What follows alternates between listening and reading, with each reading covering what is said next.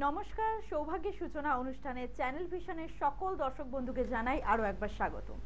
আজকেও কিন্তু একটা নতুন টপিক নিয়ে আমরা আলোচনা রাখবো, কারণ প্রত্যেকদিন জানেন যে এই অনুষ্ঠান থেকে আপনারা নতুন কিছু অভিজ্ঞতা অর্জন করতে পারেন। আলোচনায় ঢোকার আগে আমরা পরিচয়টা আগে সেরে নিই। 30 বছরের অভিজ্ঞ তারাপীঠ ও কামাখ্যা সাধক, গোল্ড মেডেলিস্ট ও স্বর্ণ মুকুট প্রাপ্ত জ্যোতিষ শ্রী বিমল মুখার্জিকে স্বাগত জানাই। নমস্কার বিমল বাবু।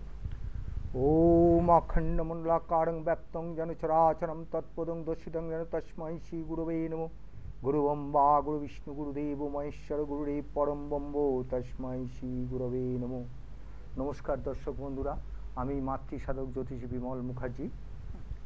আমরা তো কথা বলেছি এর আগে স্বামী স্ত্রীর সম্পর্ক নিয়ে আমরা কথা বলেছি, দাম্পত্য কলহ নিয়ে আমরা কথা বলেছি, আজকেও কথা বলবো। কিন্তু শুধুমাত্র যে দাম্পত্য কলহ মানে স্বামী স্ত্রীর মধ্যে যে বনাবন্তি হচ্ছে না, স্বামী স্ত্রীর মধ্যে যে কথোপকথন একে অপরের সহ্য হচ্ছে না, শুধু এই ব্যাপার নয়, আরেকটা ব্যাপার রয়েছে। সেটা কি? শুধুমাত্র হাজবেন্ড ওয়াইফ নয়, যারা অবিবাহিত মানে যারা যুগল প্রেমী, যারা প্রেমিক প্রেমিকা, তাদের মধ্যেও কিন্তু একটা বনিবনার ব্যাপার থাকে। সেখানেও যদি আমার আন্ডারস্ট্যান্ডিংটা ঠিক না হয়, বনিবনাটা ঠিক না হয়, তাহলে কিন্তু বন্ডিংটা স্ট্রং হয় না, মানে সম্পর্কটা কিন্তু স্ট্রং হয় না। সেটার জন্যই বলা। তো এই দু ধরনের সম্পর্ক নিয়ে আজকে আমরা আলোচনাটা রাখবো। মানে যারা আনম্যারিড রয়েছে, যারা অবিবাহিত, তাদের অথচ তারা প্রেমিক প্রেমিকা, তারা একটা ভালোবাসা সম্পূর্ণ সম্পর্কে রয়েছে, সেই সম্পর্কেও একটা টানাপোড়েন আসছে, একে অপরের আন্ডারস্ট্যান্ডিং হচ্ছে না, একে অপরের কথা সহ্য হচ্ছে না। একটা ছোট্ট বিষয় হয়তো, সেটা হয়তো খুব সামান্য একটা রিজনের জন্য তাদের মধ্যে কিছুতেই বনিবনান হচ্ছে না, এবং যেটা হয় যে সেও এক পা তার থেকে পিছু পা হবে না, অপোজিট ব্যক্তিও কিন্তু এক পা পিছু পা হবে না। কিন্তু কেন? কোথাও একটা ইগোর লড়াই চলে আসছে। তেমন কিন্তু দাম্পত্য জীবনও হাজবেন্ড ওয়াইফের মধ্যে হচ্ছে, মানে এ ওর কথা মানবে না, এ ওর কথা মানবে। এই যে প্রবলেমগুলো ক্রিয়েট হচ্ছে, ছোট্ট সেই সমস্যাগুলো, সেটা হয়তো বিরাট কোনো সমস্যা নয়, একটা ছোট্ট ক্ষুদ্র সমস্যা, সেটা নিয়ে একটা ইগোর লড়াই চলছে যে আমিও মানবো না, সেও মানবে না। কিন্তু আমার মনে হয় যে সম্পর্ক মানে কিন্তু কাউকে একটা মানতে হয়, কখনো আর কখনো গিয়ে কাউকে একটা থামতে হয়, কাউকে একটা মেনে নিতে হয়, না হলে কিন্তু সম্পর্কটা সুন্দর হয় না। কিন্তু আজকালকার দিনে দাঁড়িয়ে সেটাই হচ্ছে সব থেকে বড় প্রবলেম, আমরা কেউ মানতে পারছি না। কিন্তু কেন হচ্ছে? মানতে আমরা কেন পাচ্ছি না? আগেকার সম্পর্কগুলোতে তো এরকম হতো না, একটা আন্ডারস্ট্যান্ডিং থাকতো সুন্দর। এখন কেন সেই জিনিসটা কোথাও একটা হারিয়ে যাচ্ছে আমাদের মধ্যে থেকে, আমাদের মানবিকতা থেকে হারিয়ে যাচ্ছে? আজকে সেই বিষয়টা নিয়ে কথা বলবো। আপনারা সম্পূর্ণ অনুষ্ঠানটা সঙ্গে থাকবেন। বিমল বাবু, আপনি তো শুনলেন যে আমি আলোচনাটা আজকে কি রাখতে চাইছি, তাহলে বলুন যে এই যে দাম্পত্য জীবনের মধ্যে হাজবেন্ড ওয়াইফের মধ্যে এবং প্রেমিক প্রেমিকার মধ্যে ছোট্ট একটা ক্ষুদ্র বিষয় নিয়ে যে মানতে পারছে না, এই বিষয়টা কেন ক্রিয়েট হচ্ছে? এই ছোট্ট ক্ষুদ্র জিনিস নিয়ে মানে ঝামেলা থেকে ইগোর লড়াই থাকতে থাকতে কখন যে নিজেদের মধ্যে ডিভোর্সের ব্যাপার চলে আসে, বা প্রেমিক প্রেমিকার মধ্যে যখন বিচ্ছেদ ব্যাপারটা হয়ে যায়, তো তখন তারা হাঁক ফাঁক করে যে কখন আবার তাকে ফিরে পাবো। বুঝতে পেরেছো? তো সেই ক্ষেত্রে কতগুলো দোষ, মানে জন্মছকে কতগুলো দোষের জন্য কিন্তু এটা হয়। ঠিক আছে? যেমন ধরো মাঙ্গলিক দোষ, ঠিক আছে, মাঙ্গলিক যোগ থাকলে এটা হবে। ঠিক আছে? একটা হচ্ছে বীজ যোগ, ঠিক আছে, অঙ্গারক যোগ, প্লাস হচ্ছে চন্দ্রভগ্ন কালসর্প দোষ।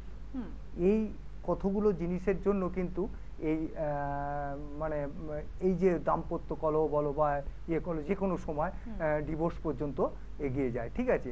পরে এর নানা রকমের প্রতিকার আছে। বা অবিবাহিত ছেলে মেয়েদের যে ভালোবাসার সম্পর্ক, সেটাও একটা বিচ্ছেদের জায়গায় মানে ছাড়াছাড়ি একটা ইয়ের ব্যাপারে চলে আসে।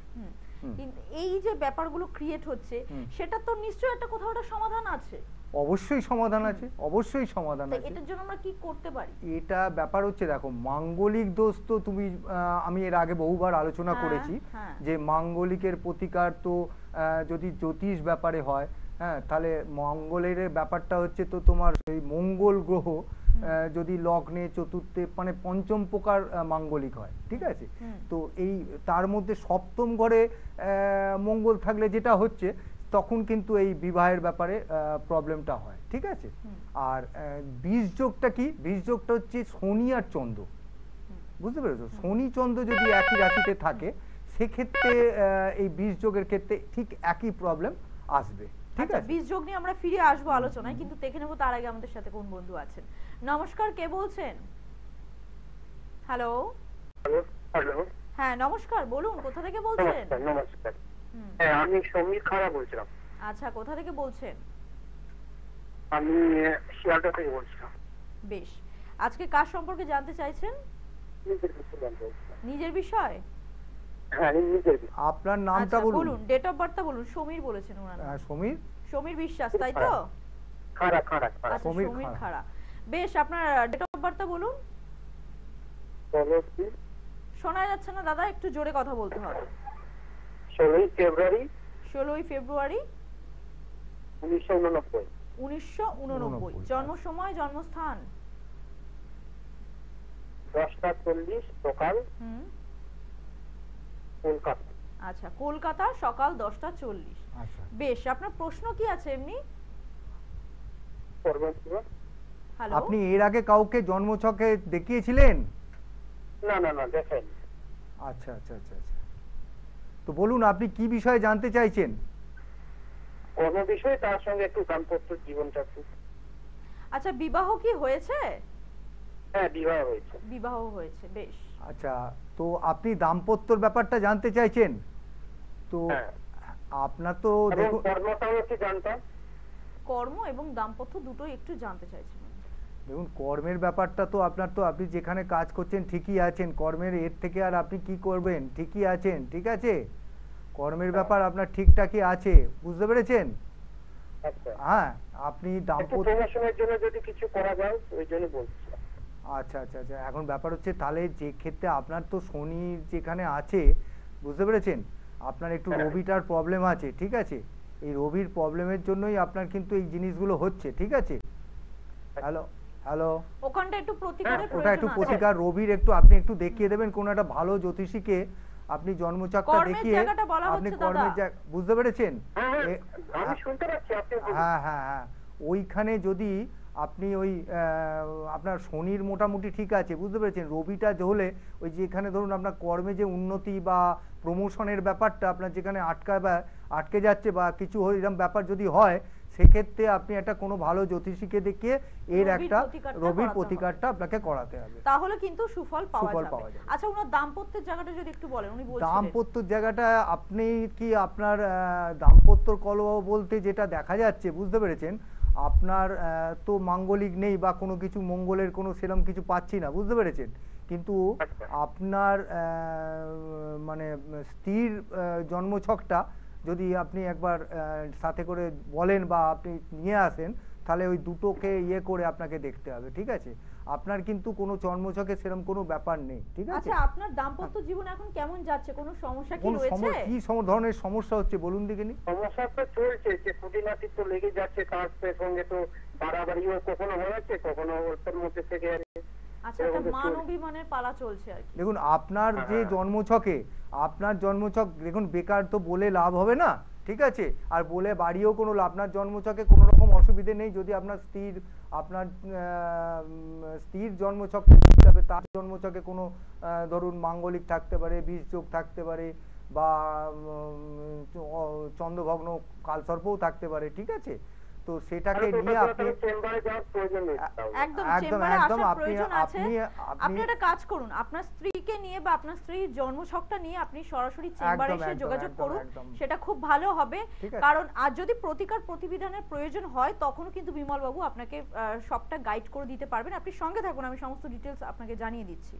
হ্যাঁ, আপনাদের জন্য বুকিং নাম্বারটা, চেম্বারে আসার জন্য যেটা সবথেকে আগে প্রয়োজন সেটা হচ্ছে বুকিং নাম্বারটা প্রয়োজন, সেটা একবার সবাই নোট ডাউন করে রাখবেন। 8100684023। আরেকবার রিপিট করছি, 8100684023। এটা হচ্ছে বুকিং নাম্বার। এই নাম্বারে কল করে আগে অ্যাপয়েন্টমেন্ট ফিক্সড করতে হবে, যেটা আপনার নিকটবর্তী চেম্বার হবে সেখানে যে ভিজিট করবেন। কিন্তু এবার চেম্বারগুলো আপনাদেরকে বলার পালা। শিয়ালদাতে পাচ্ছেন এবং বিমল বাবুকে আরও পাচ্ছেন হচ্ছে আপনারা কালীঘাট, দক্ষিণেশ্বর ও চুঁচুড়াতে পেয়ে যাচ্ছেন। আর এদিকে পাচ্ছেন আপনারা কৃষ্ণনগর, ব্যারাকপুর, বর্ধমান ও মেচেদাতে। এই কতগুলো জায়গায় আপনার চেম্বার আছে। এছাড়াও কিন্তু আরো অনেক জায়গায় চেম্বার আছে। সমস্ত ডিটেলস জানার জন্য আপনাকে বুকিং নাম্বারটা আমি বলে দিলাম, ওই নাম্বারে কল করে সমস্ত ডিটেলসে ভালো করে সবকিছু জেনে তবে কিন্তু চেম্বার ভিজিট করতে হবে। আমরা একটুখানি আলোচনাতে ফিরবো এবার। হ্যাঁ, আলোচনাতে যেখানে ছিলাম আমরা, আপনি বীজ যোগটা নিয়ে বলছেন। হ্যাঁ, তো ওই বীজ যোগ হচ্ছে শনি চন্দ্র যদি একসাথে থাকে কোন রাশিতে, তখন সেটা বীজ যোগ। এই ক্ষেত্রেও বীজ যোগ থাকলেও কিন্তু এই স্বামী স্ত্রীর মধ্যে গন্ডগোল বা প্রেমিকার এগুলো এসে যায়, ঠিক আছে। আর অঙ্গারক যোগ, যেটা হচ্ছে মঙ্গল রাহু, মঙ্গল রাহু যদি একত্রে থাকে সেক্ষেত্রে অঙ্গারক যোগে এই একই জিনিসটা, ঠিক আছে। এই যে তোমার দাম্পত্য কলহ বা সবগুলো হতে হয়। আর চন্দ্র ভগ্ন যে কালসর্পদোষ তাতেও হয়, ঠিক আছে। এখন ব্যাপার হচ্ছে এই যে যোগগুলো হলো, ঠিক আছে, এই যে দোষগুলো হচ্ছে, এই দোষগুলো যখন হয়ে যায়, যখন ব্যাপারগুলো ঘটে যায়, তখন এরা তাড়াতাড়ি করে। কিন্তু যখন ব্যাপার হচ্ছে একটা, যদি ধরো তুমি ডাক্তারখানায় গেলে, ডাক্তার কোনো একটা রোগ নিয়ে একটা ডাক্তারের কাছে গেলে, তো ডাক্তার কি করে, তখন তো একটা টেস্ট করে, টেস্ট করার পর তারপর তো তার তো প্রতিকার করার চেষ্টা করে। তো সেক্ষেত্রে আমি বলবো যে কোনো একটা ভালো অভিজ্ঞ জ্যোতিষীর কাছে গিয়ে আগে সঠিক বিচারটা দরকার, ঠিক আছে। একটা সাডেন টাইমের পর যখনই দেখা যায় যে এরকম ধরনের প্রবলেম হচ্ছে, তখনই যে কোনো একটা অভিজ্ঞ জ্যোতিষীর কাছে গিয়ে এই সঠিক বিচারটা দরকার, ঠিক আছে। এবার সঠিক বিচার করলে, এবার ধরো মাঙ্গলিক আছে, সেই মাঙ্গলিকের প্রতিকার কিন্তু আমাদের ধৈর্য নেই, আমাদের ধৈর্য না। আমাদের যখনই কোনো রকম ধরো এইরকম ধরনের ছাড়াছাড়ি বা এর ব্যাপারটা হয়ে যায়, তখন আমরা চেষ্টা করি কত তাড়াতাড়ি আবার ফেরানো যায়, বুঝতে পেরেছো। তাই সেক্ষেত্রে কি করে, তখন দেখবে যে বাড়ির বাবা মা, হ্যাঁ, বা স্বামী স্ত্রীর জন্য বা স্ত্রী স্বামীর জন্য জ্যোতিষীর কাছে দৌড়াদৌড়ি করে, ঠিক আছে। কিন্তু ব্যাপারটা হচ্ছে কি, আগে প্রতিকারটা করতে হবে কি, ধরো মাঙ্গলিক আছে, ঠিক আছে, মাঙ্গলিকের প্রতিকার করার পর তারপর আকর্ষণ করতে হবে, ঠিক আছে। এটা কিন্তু একটা টাইম সাপেক্ষ, সেই টাইমটা তো দিতে হবে, সেই প্রতিকার তো অবশ্যই হয়, ঠিক আছে। প্রতিকার করতে গেলে কিন্তু যেটা দরকার হচ্ছে, প্রথমে যে জিনিসটা হয়েছে, যে ধরো বীজ যোগ হয়েছে, বীজ যোগের জন্য হচ্ছে, বা অঙ্গারক যোগের জন্য হচ্ছে, বা মাঙ্গলিক যোগের জন্য হচ্ছে, ঠিক আছে, তার প্রতিকারটা করার পর যে বেরিয়ে গেছে, চলে গেছে, তাকে আকর্ষণ করার ব্যাপারটা আসবে, ঠিক আছে। একটা ছোট্ট প্রশ্ন আপনাকে, আমি সেটা হচ্ছে এই যে আপনি যে রিজন গুলো বলছেন, আচ্ছা এইগুলোর প্রতিকার প্রতিবিধান কি জ্যোতিষ মতে না তন্ত্র মতে বেশি ফলদায়ক হবে? জ্যোতিষ মতে এটা তো অনেকটা, আমাদের কাছে সময় খুবই মানে অল্প আছে, এর বিস্তারিত আলোচনা করতে গেলে অনেক সময়ের ব্যাপার, কারণ আমরা তো ছোট সময় নিয়ে একটা অনুষ্ঠানে বসি, তো এই এতটা বলা যাবে না। তো চেম্বারে আসতে হবে, চেম্বারের নাম্বার তুমি দিয়ে দিচ্ছ, চেম্বারে আসুন, চেম্বারে এসে একবারটি আপনার সঙ্গে দেখা করে আপনি কথাবার্তা বলুন, যদি মনে করেন প্রতিকার করাতে পারেন, নাহলে আপনি অন্ততপক্ষে বিচারটা করান। আমাকে ছাড়াও আপনি যে কোনো ভালো অভিজ্ঞ জ্যোতিষীকে দিয়ে আপনি বিচারটা করান। আর এছাড়া আমি এই মহালয় একটা খুব মহাযোগ আছে, ঠিক আছে, শুভ যোগ আছে। এদিন আমি তারাপীঠে থাকছি 2রা অক্টোবর, ঠিক আছে। আমি কঠিনতম কাজ করব, ঠিক আছে। যদি কারোর প্রয়োজন থাকে, তাহলে এই নাম্বারে, যে নাম্বারটা স্কলে পড়ছে বা যে নাম্বারটা আমাদের শ্রাবন্তী দিচ্ছে, সেই নাম্বারে অবশ্যই একবার যোগাযোগ করতে পারেন, ঠিক আছে। অবশ্যই কাজ হবে, কোনো রকম অসুবিধা হবে না, কাজ একদম 100% কাজ আপনি একদম বুঝে পাবেন, ঠিক আছে। একদম। যাদের এই সমস্যা আছে না কেন, আমি তাদেরকে বিমল বাবু বললেন, তাও আমি আরেকবার রিপিট করে দিচ্ছি আপনাদেরকে, যে কোনো ধরনের সমস্যা, মানে এই যে আমরা আজকে যেই বিষয়টা নিয়ে আলোচনা করছি, দাম্পত্য কলহ বা প্রেমিক প্রেমিকার মধ্যে সম্পর্ক যে বিচ্ছেদ হচ্ছে, এই রকম ধরনের কোনো সমস্যা, বা আপনার বাচ্চা অমনোযোগী হয়ে যাচ্ছে, কথা শুনছে না, পড়াশোনায় মনোযোগ দিচ্ছে না, এইরকম যে কোনো ধরনের, বা আপনার বাস্তুর কোনো প্রবলেম আছে, যে কোনো ধরনের সমস্যাতে আপনি প্রচন্ড জর্জরিত বহুদিন ধরে, সেই সমস্যাটা থেকে আপনাকে মুক্ত হতে হবে।